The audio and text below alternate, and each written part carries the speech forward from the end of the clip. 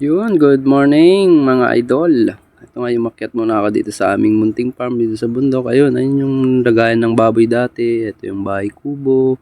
Ngayon ay sira-sira na pero balak pa naman naming ipagawa ito at siyempre ito, silip-silip muna ng konti para naman makita natin kung anong dapat gawin.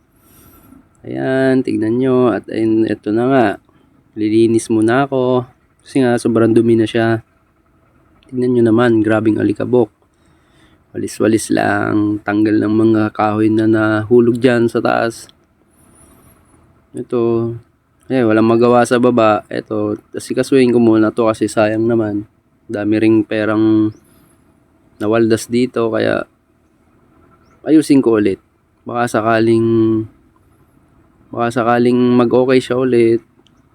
At ito, subaybayan nyo ang aking mga video para malaman ninyo kung anong mga progress na mangyayari dito. Kaya ito, tamang linis-linis lang ang peg. And mamaya akyat tayo dun sa taas. Tingnan natin yung mga bagong tanim na kalamansi.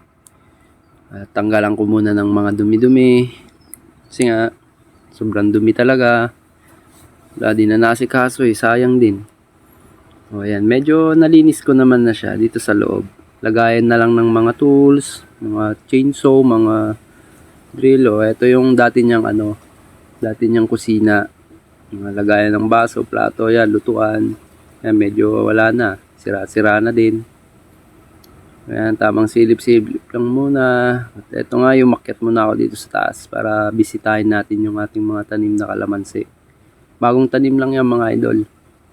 Nung nakaraang araw lang. Kaya medyo okay na din naman sila. Mga susunod na araw ay didiligan ulit to. Ayan, mula dito sa aking kinakatayuan hanggang dun sa baba ay may tanim na kalamansi, 500 piraso. Ito, tamang silip-silip. Medyo basa pa naman siya, kaya sa mga next day siguro pwede na siya ulit diligan or lagyan ng abono para medyo umano yung mga dahon niya. Ito nga, bumaba muna ako dito sa aming may konting dragon fruit at meron din palang mga mangga dyan mga idol ng mga tanim. Yan, ganyan sa baba. Gandun sa taas. Dati may poultry dito, ayan, eto. Kaso, sa kasamaang palad ay, yun, nawala. Kasi nga, gawa na nang walang nag-aasikaso, kaya yun.